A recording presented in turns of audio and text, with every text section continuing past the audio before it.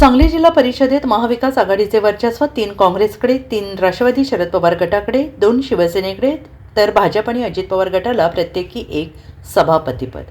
तर तन्वी कमलेकर ठरल्या महाराष्ट्रामधील सर्वात तरुण सभापती. सांगली जिल्ह्यातील 10 पंचायत समित्यांच्या सभापती निवडीचे चित्र अखेर स्पष्ट झालेलं आहे.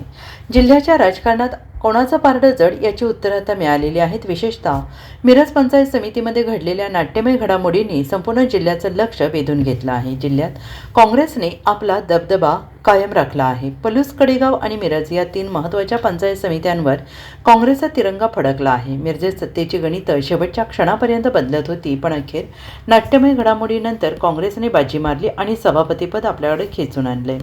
दुसरीकडे राष्ट्रवादी काँग्रेस शरद पवार गटाने आपली ताकद दाखवून दिली आहे. वाळवा, शिराळा आणि कवठे महांकाळ या 3 समित्यांवर शरद पवार निष्ठावंतांचे वर्चस्व पाहायला मिळत आहे.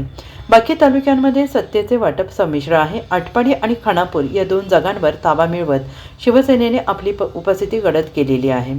जत पंचायत समितीमध्ये भाजपाने आपला गट राखलेला आहे, तर तासगाव पंचायत समितीमध्ये अजित पवार गटाचे वर्चस्व राहिलेलं आहे. एकीकडे काँग्रेस आणि शरद पवार गटाने मिळून 6 समित्या जिंकल्या आहेत, तर दुसरीकडे सत्ताधारी महायुतीतील घटक पक्षांनी 4 ठिकाणी यश मिळवलेलं आहे. मिरजेतील काँग्रेसच्या या विजयामुळे मात्र राजकीय वर्तुळात जोरदार चर्चा सुरू झाली आहे. Bureau report, SPN Marathi.